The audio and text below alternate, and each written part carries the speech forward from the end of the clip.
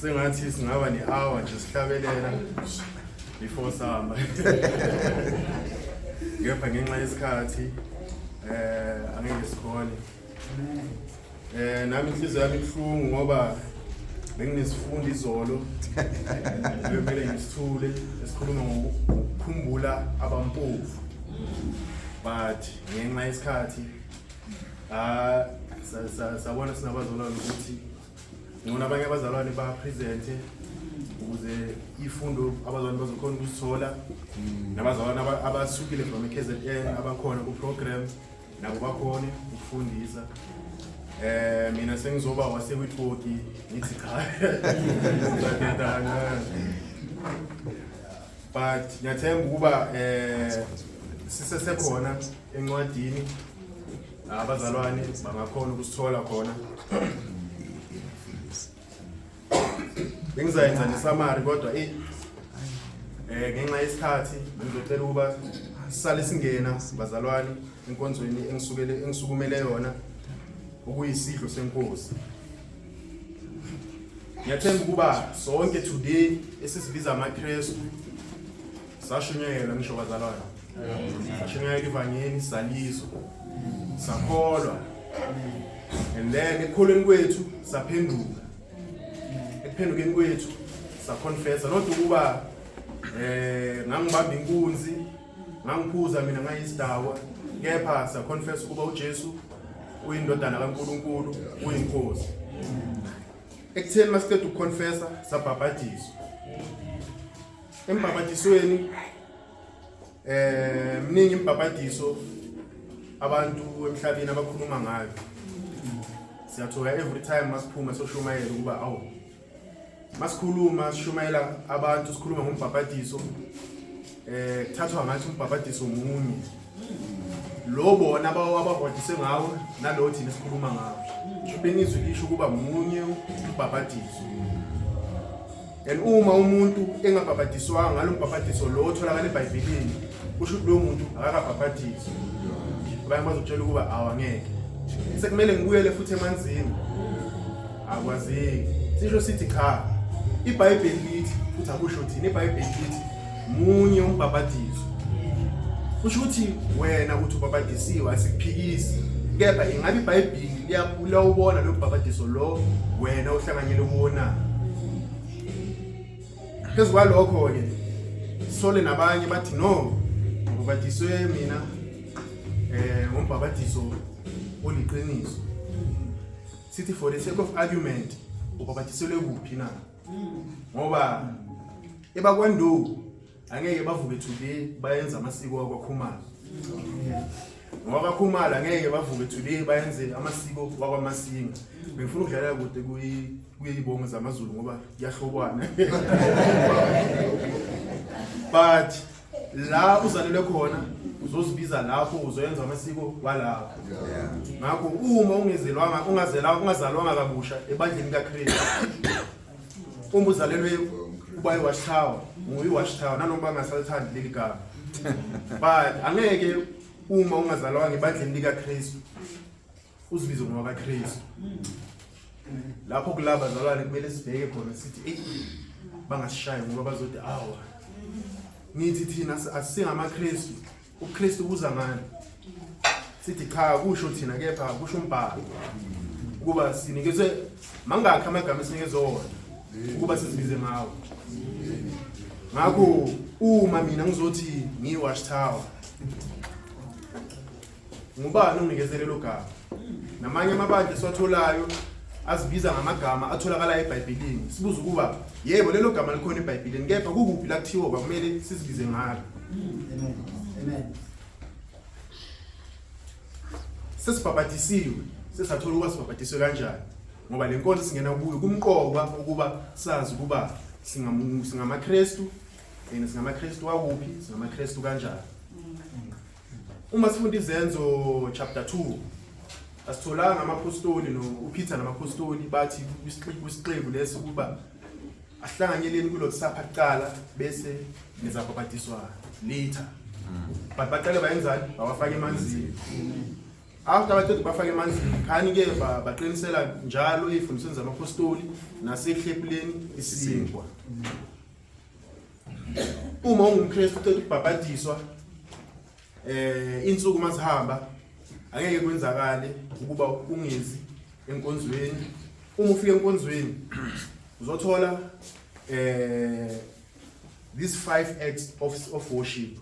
Uzothola kuyakhulekwa, kuyahlabelelwa, kuyapreachwa, kuyanikelwa, futhi kuyenziwani hlanganyela etafuleni lesinkwa. Ngakho today sizohlanganyela etafuleni lesinkwa sikhumbula ukufa kweNkosi yethu uJesu Kristu. And bese sivezile ukuba ngamaKristu abantu abazokhona ukuhlanganyela kule nkonzo. Ngoba ngumzekelo esinawo eBhayibhelini. Ukuba azange sithole umzekelo abantu abangabhabhadiswanga sibathola abahlephula isinkwa abakhumbula ukufa kweNkosi yethu. Ukhumbula kanjani ukufa kweNkosi ungahlanganyanga naye ekufeni ngokumbhabhadiswa? Lokho sakuthola kuActs chapter 2 verse 42, 11, 28 neZenzo chapter 20 verse 6 to 8 esingeke siwafunde. Uma sifika futhi bazalwane siyazi ukuba isidlo seNkosi sasungulwa ngePasika. Ngakho iPasika kwakungasebenziswa isinkwa esinemvubelo. Futhi kwakungasebenziswa igrape juice efermented. Ngakho uma hlanganyela etafuleni lesidlo seNkosi sihlanganyela esinkweni esingenamvubelo. Isinkwa sifaniswa nomzimba weNkosi, akusunga umzimba. Kepha sifaniswa nomzimba. Bese grape juice ifaniswa negazi lakhe, sigazi lakhe. Lifaniswa negazi lakhe. Amen. Ngizathola sifunde bazalwane kuMatthew chapter 26 verse 26 to 30.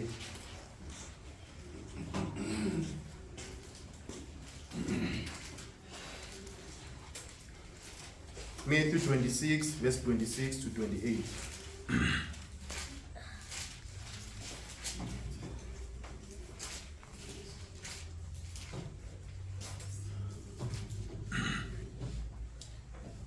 Bare basaya Jesu ankabuhobe mitse ubani aboke abungwatha abuneba mntu wabahayi arubona nkangilije bona kimmili waka ankalisimelo alibuha abane sona ali lela ngusona bohli ubani bona kimali aka asilikanise sisha athulelwa mbabanganda thobelo nyadi. Amen. Amen. Ngakho sihlanganyela nini kwilo tsapa? Khona abantu today ekhani baye enkonzweni solo kunyaka waqala. Bese kube khona nabanye bahlala baye enkonzweni kepha solo kunyaka waqala khani today bayohlephula isingo. Bathu uvukile. Kepha eBhayibhelini siyathola ukuba abazalwane the1st century church bahlanganyela njalo ngosokuqala lweviki. Acts 20 verse 7 lo esihlala simfunda siyathola ukuba uPaul uma ilo sapha kwamele sihlanganyele nanoma yini wayezohlephula ngalo suku ahamba, but because wayemele usuloqala leviki lifike wadelay uhambo lwakhe ukuba zokhona ukuhlanganyela nabazalwane wahamba ngosuku olulandelayo.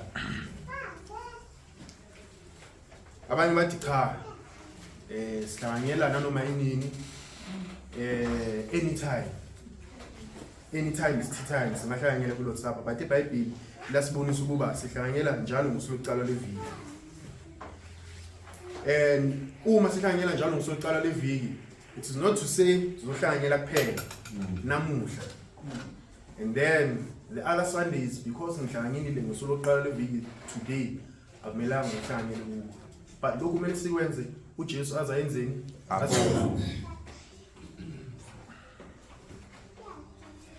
ilo sapha bazalwane lihlanganyela kuyo sikhumbula ukufa kweNkosi yethu uJesu Kristu. Cela sifunde uLuke chapter 22 verse 19.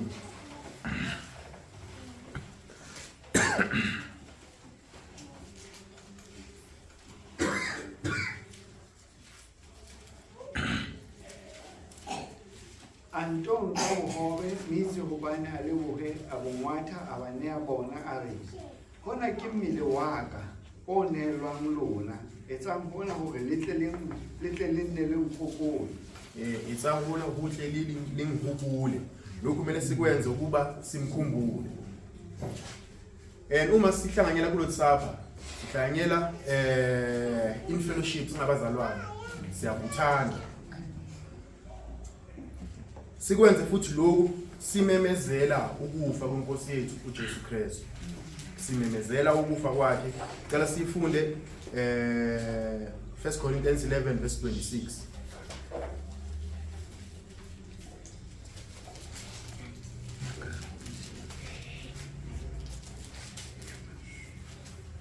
Ngokuba njalo lalidla lesisikwa lifuza lesisitsha limemezela ukufa kwenkosi ize ifike.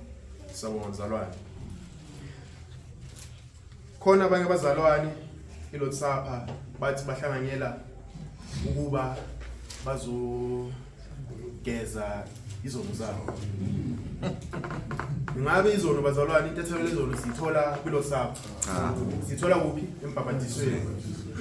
Asihlanganyele kulosapha sizokhipha izono zethu. Bese kube khona abanye abathi because of izono zami zale viki namuhla I am not worthy. Kusho ukuthi angeke ngikhone, angiqualify ukuhlanganyela kulosapha today. Bethatha ku 1 Corinthians chapter 11.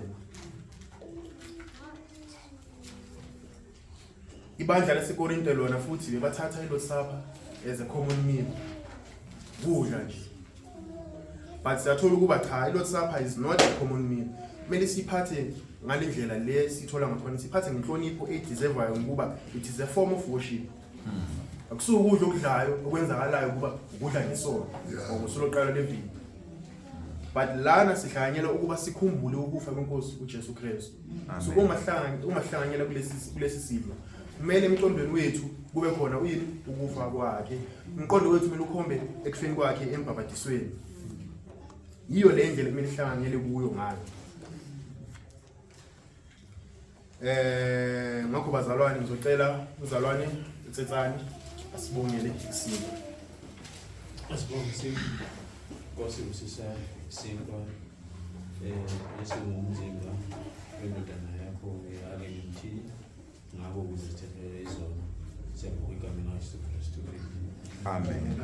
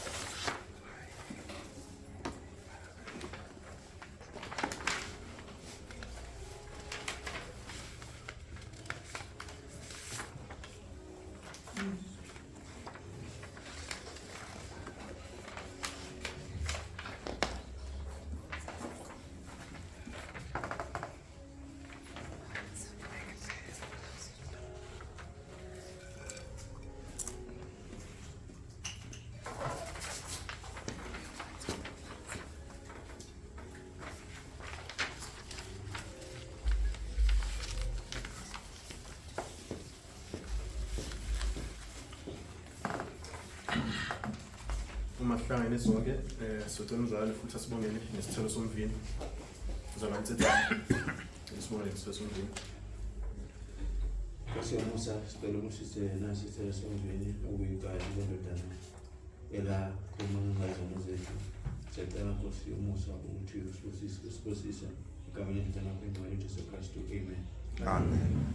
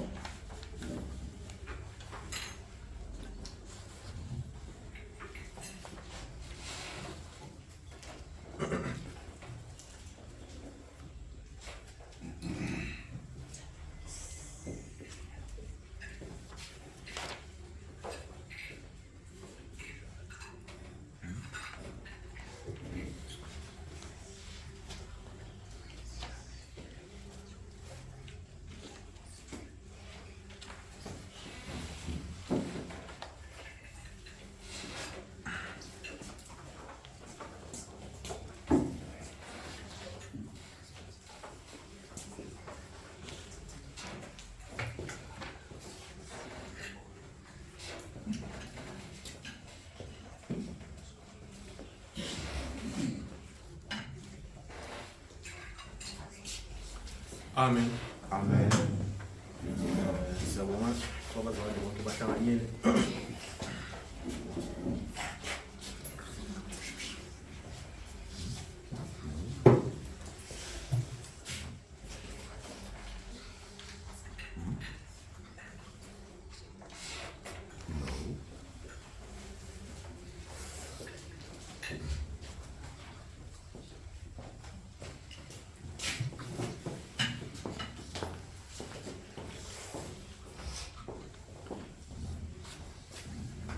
If akekho esimjumpe ngephutha sizodlulela enkonzweni yomnikelo. Esifundweni lesi sokukhumbula abampofu lesizobona ukuba abampofu they have a special place enhlizweni kaNkulunkulu. Uyabavikela, uyabakhulumela, uyabaprotecta. Enokunye futhi besizobona ukuba thina singamaKristu bekumele sihambe inyathelo zikaNkulunkulu sifane naye sinakekele abampofu. Enekwenzeni lokho kuzosinikeza ithuba ukuba sibashumayele. But ekubashumayeleni kwethu asibabribe ngokuba ngoba simncedile ngakho wozani ngokudla cha. But ngoba bazosibona ukuba umuntu uzobona ukuthi lo muntu akangazi kepha ubone mina kwi-situation yami wanginceda angangazi. Ngakho lo muntu loyo ubi more inclined ukuba akumamela kuphindlele ukhona ukumshumayela ivangeli. Not ngokuba uyambribe ngokudla ukuthi umhehe ngokudla kuba eze enkonzweni. Nanoma sihlanganyela kumnikelo. Njengoba kuhamba isitsha manje, ucela ukuhamba isitsha sesidlo isinkwa ne-grape juice asibhataleli sona. Even though kuba yiyo lo mali yomnikelo egcina ithenga isinkwa ne-grape juice but asibhataleli yona. Umnikelo is part of i-worship, just like i-Lord's Supper, just like umkhuleko, just like umhlabelelo, just like preaching. Siyathola ukuba eBhayibhelini soloku umuntu abakhona umnikelo wawukhona uKhayini noAbeli uma sibabona asitholi la uNkulunkulu abayelela khona ukuba uma banikele nokuthi banikele njani but siyathola banikele ngakho umnikelo awukho musha emntwini noma empilweni yomuntu nathi we are not exempt lesinike especially thina makhono 1 Corinthians chapter 16 verses 1 and 2 kwiTestament elisha uma kusivumelwano esisha sithola thina amaKristu ukuba ku 1 Corinthians chapter 16 verses 1 and 2 kuba mele sinikele solokuba mele sinikele nini ngabobani mele banikele mele sinikele kanjani. Now concerning the collection for the saints, as I have given orders to the churches of Galatia, even so do you. Upon the first day of the week, let every one of you lay by him in store, as God has prospered him, that there be no gatherings when I come. Solokuba mele sinikele ngosuku lokuqala lweviki. Not to say if izolo wawunikele komunye umuntu noma wawunceda abantu lokho kusho ukuthi today angeke usanikele ngoba unikelile izolo cha. Umnikelo wosuku lokuqala lweviki awuyenzi angeke ukhiphe from kuwo uyenze ngelinye ilanga. Kodwa usuku lokuqala lweviki uyenziwa usuku lokuqala lweviki. Uma unikela kwabantu noma unceda abampofu usuyenza phezulu kwalomnikelo usuku lokuqala lweviki. Abazalwane amaKristu yiwo kumele anikele kepha nabantu angasaba amaKristu abavalelekile ukuba banganikeli but thina singamaKristu kithi it is a command. Uma umKristu ngusisekile unganikeli kusho ukuthi sengenza yini isono ngisho nanoma ngingasebenzi but ngithola i350 akusinhlanhla leyo ngapho kuyo yona leyo mali leyo kumele ngikhiphe imali ukuba nginikele ebandleni. Siyathola futhi uma sifunda u2 Corinthians chapter 9 verses 6 and 7 indlela kumele sinikele ngayo. Kumele ngithi cha i350 incane. Ngakho njalo uma nginikela ngikubeli ubuso. Nginikela ngithi awu ngiyodlana. Abazalwane bayazi mara ngiyodlana. Cha. Ngicela sifunde. But this I say, he which soweth sparingly shall reap also sparingly, and he which soweth bountifully shall reap also bountifully. Every man according as he purposed in his heart, so let him give, not grudgingly or of necessity, for God loves a cheerful giver. For God loves a cheerful giver. So I must not give grudgingly or sparingly, but I must be cheerful uma nginikele. Sinomzekelo ibandla amabandla anikela u2 Corinthians chapter 8 verse 1 to 5. Nebandla laseJerusalem siyathola futhi kuZenzo chapter 4 verse 32, Zenzo chapter 5 verse 4. Sithole futhi noJesu kuPhilippians chapter 2 verse 6 and 7, no2 Corinthians chapter 8 verses 9. Ukuba lo mzekelo kumele siulandele nathi sikhone ukunikela. Ngakho bengizacela abazalwane basiphe ihubo noma ihymn sami sisitsha somnikelo. Magabongwe, magabongwe, magabongwe.